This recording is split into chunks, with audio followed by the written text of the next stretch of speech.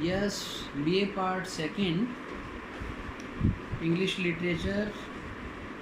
So previously I told you something about the life of Shelley and something about the poem. Now we start the text and you open your textbook Strings of Gold at page number 62. So West Wind, you know, ode is a poem, lyric, ode, these are the types of poetry. To celebrate someone or some occasion is ode. So he is celebrating West Wind. West wind का मतलब पछुआ हवा, पश्चिम की हवा. तो first line देखिए, O wild west wind. So this is an address. So is saying O wild west wind. तो जैसे वो पश्चिम की हवा को पुकार रहा हो. अरे वाइल्ड का मतलब जंगली, uncontrolled, full of fierce force, ये इसका अर्थ हुआ. बहुत शक्तिशाली, क्योंकि आप जानते हैं कि जो जंगली कोई भी चीज़ होती है वो बहुत शक्तिशाली होती है.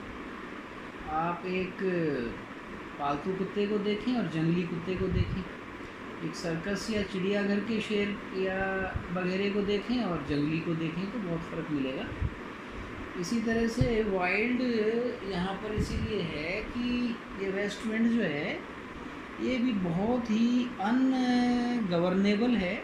इसको कोई गवर्न नहीं कर सकता, कंट्रोल नहीं कर सकता. पूरी शक्ति के साथ में ये चलती है. बड़े बड़े पेड़ उखड़ जाते हैं आंधी तूफानों में और बहुत भयानक कहर भी कई बार देखने को मिलता है. तो ये नेचर की बड़ी भारी वाइल्ड फोर्स है. So, O wild west wind, thou breath of autumn's being. Autumn का मतलब पतझड़ की ऋतु. जाड़े की ऋतु में ये इटली वगैरह यूरोप के देशों में बहुत तेज़ चलती है, इसलिए कहा है. दाउ मीन्स यू, ये ओल्ड इंग्लिश है. ब्रेथ ऑफ, ब्रेथ कहते हैं सांस. तो तुम पतझड़ की सांस हो, यानी जैसे पतझड़ को यहाँ पर पर्सोनिफाई किया गया है. यहाँ पर्सोनिफिकेशन आपको इस पोएम में काफ़ी मिलेगा.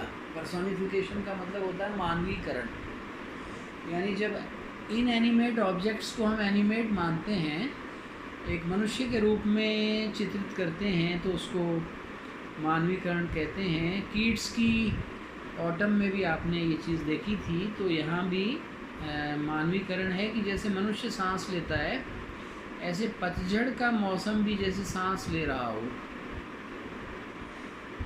Thou from whose unseen presence, हे पश्चिम की हवा, from whose unseen presence, जिसकी अनदेखी प्रेजेंस से. अनसीन का मतलब है which cannot be seen. अब हवा को देखा नहीं जा सकता, बहुत सी चीज़ें अमूर्त होती हैं जिनको हम केवल अनुभव कर सकते हैं. इनटेंजिबल कहते हैं इसको इंग्लिश में. तो टेंजिबल कहते हैं that can be perceived by our senses, and intangible means that cannot be perceived by the senses. तो इसकी जो अनसीन प्रेजेंस है उससे द लीव्स डेड, जो मृत पत्तियां हैं, आर ड्रिवन, वो उड़ा ले जाई जाती हैं. लाइक घोस्ट्स, भूतों के समान. फ्रॉम एन एन्चांटर फ्लीइंग, जैसे कोई जादूगर, एन्चांटर कहते हैं जादूगर, फ्लीइंग का मतलब है भूतों को उड़ा रहा हो. इस तरह से इसकी अदृश्य उपस्थिति मात्र से पुरानी सड़ी गली पत्तियाँ उड़ जाती हैं. तो ये बोलने का तरीका है, कविता की शैली है, डिक्शन है. कविता में चीज़ों को अलग नज़रिए से देखा ही नहीं जाता, उनका चित्रण भी अलग प्रकार से किया जाता है. और कल्पना तो इमेजिनेशन बहुत ज़्यादा रहती ही है. तो यहाँ पर ये तुलना की जा रही है कि जैसे कोई जादूगर हो. इसीलिए आपने पढ़ा होगा, जो मैंने पहले पढ़ाया, कि सिमिली और मेटाफर, इन दोनों का इसमें बहुत प्रयोग है. तो जैसे कोई जादूगर भूतों को उड़ा रहा हो, इसी तरह से ये हवा पुरानी पत्तियों को, डेड लीव्स को, जो नीचे गिरी हुई मृत पत्तियां हैं उनको उड़ा ले जाती है। Yellow and black and pale and hectic red, ये पत्तियां कैसी होती हैं? येलो पीली, ब्लैक काली एंड पेल धूमिल एंड हेक्टिक रेड का मतलब है लाल। तो ये मृत पत्तियां अलग अलग पेड़ के हिसाब से अलग अलग रंगों की होती हैं, जो नीचे झड़ी हुई होती हैं। कोई लाल हो सकती हैं, पीली हो सकती हैं, धुंधले कलर की, काली भी हो सकती हैं। तो ये सारी उड़ती हैं। पेस्टिलेंस स्ट्रिकन मल्टीट्यूड, जैसे महामारी से मल्टीट्यूड्स का मतलब है दुनिया भर के जीव समाप्त हो जाते हैं, ढेर लग जाते हैं लाशों के, ऐसे ही ये भी इन पत्तियों को उड़ाकर उनके ढेर लगा देती है। O thou who chariotest to their dark wintry bed, अरे ओ दाऊ, दाऊ ये भी ओल्ड इंग्लिश है। अरे तुम, हु चैरियटेस्ट का मतलब जो कैरी कर लेती हो। अब चैरियट का मतलब आप लिखिए रथ, लेकिन यहाँ रथ नहीं है, यहाँ है कैरियर, कैरी करना। तो रथ भी कैरी करता है, वहन करता है सवारियों को। जैसे आजकल टैक्सी वगैरह, ऑटो और ये सब चलते हैं, तो पहले रथ चला करते थे। और ये इसकी भी तुलना रथ से की जा रही है कि जैसे रथ सवारी ले जाता है, ऐसे ही तुम इन पत्तियों को उड़ा उड़ा करके to their dark wintry bed, जो जाड़े की ऋतु के बेड हैं या विंट्री बेड, यानी डार्क का मतलब अंधेरे, यानी गड्ढों के अंदर तुम उनको ले जाते हो, गड्ढे भर जाते हैं और ऐसा लगता है जैसे वो अपने चैम्बर्स में चले गए हों। उनको कैरी करके तुम ले जाती हो कहीं निचले स्थानों पर, अंधेरे स्थानों पर भर देती हो। द विंग्ड सीड्स, और जो सीड्स हैं, अब सीड्स कहते हैं बीजों को, विंग का मतलब पंख लगे हुए। अब आप कहेंगे कि बीजों को पंख कैसे लग सकते हैं? तो बीजों को पंख ऐसे लग सकते हैं कि जब ये हवा बहुत तेज़ गति से चलती है तो ना केवल पत्तियां उड़ती हैं, बल्कि जो बीज होते हैं फलों के, फूलों के, वृक्षों के, पौधों के, वो भी पंख लगा करके उड़ते हैं। वो तो और भी हल्के होते हैं बीज, तो और तेज़ी से उड़ते हैं, और वो भी उन विंट्री बेड्स में जमा हो जाते हैं। Where they lie cold and low, जहाँ पर वो बहुत ठंडे, और लो का मतलब बड़े निचले स्तर पर जमा हो जाते हैं, जो आमतौर पर ऊपर से सतह पर दिखाई नहीं देते, पृथ्वी के अंदर कहीं दरारों में, खड्डों में और इसी प्रकार के निचले स्थानों पर जमा हो जाते हैं। ईच लाइक ए कॉर्प्स, ऐसा लगता है कि हर बीज एक लाश हो। कॉर्प्स का मतलब है लाश। विद इन इट्स ग्रेव, जो अपनी कब्र में पड़ी हो।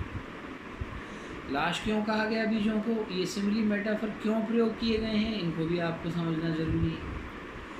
क्योंकि जैसे लाश कब्र में से हिलती नहीं है, तो ये भी जाड़े के मौसम में नहीं हिलते हैं, फिर जब वसंत आता है तब जा कर के इनमें से पौधे निकलते हैं। इसलिए कहा गया कि ये डेड से नज़र आते हैं। Until thine azure sister of the spring shall blow, azure कहते हैं डीप ब्लू। तो जब नीला आकाश निकलता है, azure सिस्टर का मतलब बहन होती है, तो जैसे पतझड़ की ऋतु की बहन हो, तो जाड़े की ऋतु में आकाश में बहुत ही गहरे बादल होते हैं, हवाएं चलती हैं, हिमपात इत्यादि होते हैं उन क्षेत्रों में यूरोप के।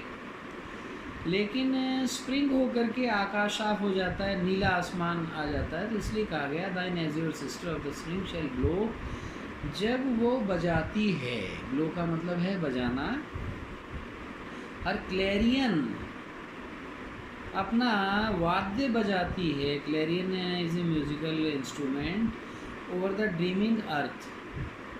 ड्रीमिंग अर्थ का मतलब है जो स्वप्न देखती हुई धरती है। तो यानी अब फिर पर्सोनिफिकेशन है, जैसे धरती तो सोई पड़ी हो पृथ्वी और नींद में उसको सपना रही हूँ। और फिर जो स्प्रिंग है, यहाँ पर इसको फेमिनिन बताया गया है। हमारे यहाँ वसंत ऋतुराज इसको मैस्कुलिन मानते हैं हिंदी में, इंग्लिश में और यूरोपियन कंट्रीज़ में स्प्रिंग सीज़न इत्यादि को फेमिनिन स्त्रीलिंग मानते हैं। तो जब ये पतझड़ की बहन वसंत ऋतु आती है और अपना जैसे शंखनाद करती है, वाद्य यंत्र बजाती है, और सोई हुई धरती जो है, जो स्वप्न देख रही थी, वो जाग जाती है एंड फिल और भर देती है, ब्रैकेट्स में देखिए, ड्राइविंग स्वीट्स बर्ड्स। और फिर ड्राइविंग का मतलब होता है खदेड़ना, स्वीट बर्ड्स का मतलब बहुत मीठी कलियां खदेड़ी जाती हैं, यानी वो गड्ढों में से बाहर आके दिखती हैं, लाइक फ्लॉक्स, जैसे भेड़ें हों। दूर मैदान में छोटे छोटे अंकुर फूटने से बीजों के सिर उठाते हैं पौधे, तो दूर से ऐसा लगता है जैसे कि रेवड़ हो। फ्लॉक कहते हैं भेड़ों का जो झुंड है, रेवड़। टू फीड इन एयर, जैसे वो हवा में चर रहा हो। तो भेड़ें घास जैसे चरती हैं, ये कलियां ऐसे लगती हैं कि हवा में चराई कर रही हैं। बड़ी शानदार कल्पना है और बहुत ही बढ़िया सिमिली है कि भेड़ों के झुंड के समान पौधों के छोटे छोटे मुंह निकल जाते हैं, भेड़ें नीचे घास चरती हैं, इनके मुंह ऊपर हवा को चरते हुए जैसे ऐसे प्रतीत होता है। विद लिविंग ह्यूज, लिविंग का मतलब बड़े जीवंत, ह्यूज का मतलब लिखिए आप कलर्स, एंड ओडर्स, ओडर्स का मतलब लिखिए स्मेल्स। तो बड़े जीवंत रंग बिखर जाते हैं, बड़ी खुशबू बिखर जाती है। तो ये सेंसुअसनेस भी है, जैसे कीट्स में तो बहुत ही ज़्यादा है, तो इसने सेंसुअसनेस का भी यहाँ प्रयोग किया है। तो आपका सेंस ऑफ जो स्मेल है वो अट्रैक्ट होता है, और सेंस ऑफ साइट है वो अट्रैक्ट होता है। ह्यूज यानी कलर्स, और ऑर्डर्स का मतलब है स्मेल्स। तो बहुत सुगंध फैल जाती है फूलों की, कलियों की, और नाना प्रकार के रंग भी बिखर जाते हैं। प्लेन एंड हिल, प्लेन का मतलब मैदानों में, एंड हिल का मतलब पहाड़ों पर। तो बहुत शानदार प्रकृति का वर्णन है। तो रोमांटिक पोएट है शैली, और इसने नेचर का बहुत अच्छा चित्रण किया। वाइल्ड स्पिरिट, तो ये कई नामों से पुकारेगा, आप देखेंगे ऐसा लगेगा कि वेस्ट विंड इसका कोई फ्रेंड हो और उसको ये कई नामों से पुकारता हो। तो पहले इसने कहा ओ वाइल्ड वेस्ट विंड, अब ये कह रहा है वाइल्ड स्पिरिट। तो हे जंगली आत्मा। तो एक और तथ्य इसके पीछे है कि Shelley was week in body, Shelley का शरीर कमज़ोर था, इसलिए वो सहारा लेना चाहता था किसी बहुत ही ताकतवर का। जैसे बेल कमज़ोर होती है तो मजबूत पेड़ पर चढ़ती है, उसका सहारा ले लेती है। ये भी इस नेचर के फोर्स का सहारा लेकर अपनी कमज़ोर शक्तियों को बढ़ाना चाहता था। ये बलवान और मजबूत बनना चाहता था वाइल्ड विंड की तरह से। तो इसलिए कह रहा है वाइल्ड स्पिरिट है जंगली आत्मा। विच आर्ट मूविंग, आर्ट का मतलब कला नहीं है यहाँ, ART आर्ट का ये ओल्ड इंग्लिश है, इसका न्यू वर्जन है ARER, which are moving everywhere. तो हे जंगली आत्मा, तुम हर तरफ विचरती हो, क्योंकि जब चलती हो तो कोई स्थान ही नहीं होता जहाँ तुम्हारी प्रेजेंस फील नहीं हो। डेस्ट्रॉयर एंड प्रिजर्वर, अब और भी ये इसको संबोधन दे रहा है, एड्रेस कर रहा है। डेस्ट्रॉयर है विनाशकारी, एंड प्रिजर्वर का मतलब है और रचनात्मक, दोनों यानी परस्पर विरोधी चीज़ें हैं। तो विनाशकारी इसलिए है कि पत्तियों को उड़ा देती है, बीजों को उड़ा देती है, और प्रिजर्वर इसलिए है संरक्षित करती है बीजों को जिससे कि वो फूट सकें। तो दोनों कार्य करती है। हियर, सुनो, ओ हियर, अरे सुनो। तो आह्वान किया जा रहा है, अपील की जा रही है, और उससे फिर वो क्या विनती करता है ये हम नेक्स्ट टाइम देखेंगे। तो आज इतना ही टेक्स्ट आपको मैंने पढ़ा दिया है। 14 लाइन्स हमने कवर कर ली हैं। अब होम असाइनमेंट केवल इतना है कि जो 14 लाइन्स के बारे में आपकी धारणा हो, आपने क्या इससे निष्कर्ष निकाला, क्या आपकी समझ में आया शैली के बारे में और उसकी पोएम के, ये आप 5-7 लाइन लिख सकते हैं वो और शेयर भी ग्रुप में कर सकते हैं। That's all, thank you.